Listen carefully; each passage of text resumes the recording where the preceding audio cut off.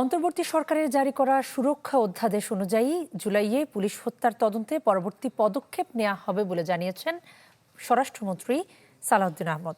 তিনি বলেন, সশস্ত্র বাহিনী কবে ব্যারাকে ফিরবে সেটি সরকারের উচ্চ পর্যায়ে আলোচনার পর চূড়ান্ত হবে।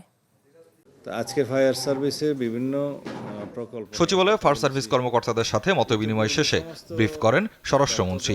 জানান, ২৭ উপজেলায় সেবা পৌঁছে দিতে নেওয়া হচ্ছে প্রকল্প। সেই সমস্ত জায়গা সশস্ত্র বাহিনী আর কতদিন মাঠে থাকবে এমন প্রশ্নে সালাউদ্দিন আহমদ বলেন, সরকারের উচ্চ পর্যায়ে আলোচনার পর বিষয়টি চূড়ান্ত হবে। সরকারের উচ্চ পর্যায়ে আলোচনা করে আমাদেরকে নির্ধারণ করতে হবে যে সশস্ত্র বাহিনী আর কতদিন মাঠে থাকবে। তারাও আর মাঠে দীর্ঘদিন থাকতে চায় না, কারণ অনেক সমস্যা আছে, তাদের ট্রেনিং এর সমস্যা আছে, ট্রেনিং দিতে পারছে না বা অন্যান্য কর্মকাণ্ডের সমস্যা আছে। কিন্তু আমরা এখন সরকারে দায়িত্ব নেয়ার পরে আইনশৃঙ্খলা পরিস্থিতি কতটুকু কি উন্নয়ন হয়েছে, কি করা যায়, সেটা একটা সমন্বিতভাবে আমাদেরকে দেখতে হবে। এখন এই মুহূর্তে আমি বলতে পারছি না তাদেরকে কবে উইথড্র করা হবে, তবে অবশ্যই সেনাবাহিনীকে মাঠ পর্যায়ে থেকে একসময় উইথড্র করা প্রয়োজন করতে হবে। ছাত্র জনতার আন্দোলনের সময় পুলিশ হত্যাকাণ্ডের তদন্ত নিয়ে সরকারের অবস্থানও তুলে ধরেন তিনি। মহাসচিব সাহেব কি বলেছেন এক্স্যাক্টলি আমি জানি না, আপনাদের মুখ থেকে শুনলাম। তবে এই বিষয়ে আমি ইতিপূর্বে কোনো বক্তব্য দেই নাই। তবে আপনাদের নিশ্চয়ই জানা আছে, একটা সুরক্ষা অধ্যাদেশ নামে একটা অধ্যাদেশ অন্তর্বর্তীকালীন সরকারের শেষ দিকে জারি করেছে, এবং তার ভিত্তি ছিল জুলাই জাতীয় সনদের অঙ্গীকার নামার একটি দফা।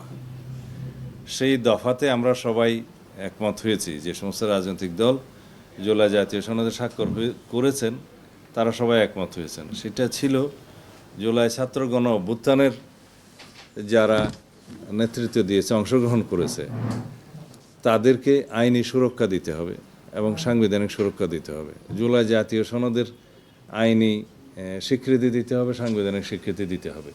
এই সমস্ত অঙ্গীকার আমরা সই করেছি এবং অঙ্গীকারাবদ্ধ হয়েছি। ঢালাইয়ের সেরা প্রিমিয়ার সিমেন্ট, তার আলোকেই আমরা যা কিছু সিদ্ধান্ত নেব। নরসিংদীতে কিশোরীকে ধর্ষণ ও হত্যায় গ্রেপ্তার করা হয়েছে আসামিদের। চিহ্নিত করা হয়েছে চট্টগ্রামে ব্যবসায়ীর বাড়িতে গুলিবর্ষণের সাথে জড়িতদেরও। দেশে আইন শৃঙ্খলা পরিস্থিতির উন্নতি দৃশ্যমান বলে দাবি তার। বাংলাদেশে যত শীর্ষ সন্ত্রাসী আছে, এরকম যত চাঁদাবাজ আছে, তারা অতি অবশ্যই যাতে আইনের আওতায় আসে, ধৃত হয়, সেই ব্যবস্থা আমরা খুব দ্রুত নেব। আমি আমাদের পরিকল্পনাটা এখানে এখনই ফাঁস করতে চাই না। এই বিষয়ে আমরা অত্যন্ত কঠোর।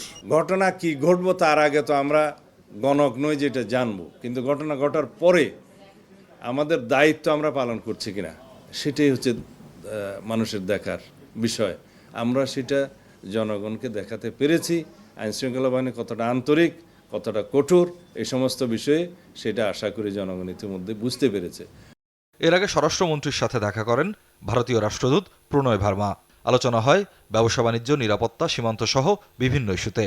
পারস্পরিক সমমর্যাদা এবং ডিগনিটির ভিত্তিতে আমাদের সম্পর্কটা বহাল রাখবে।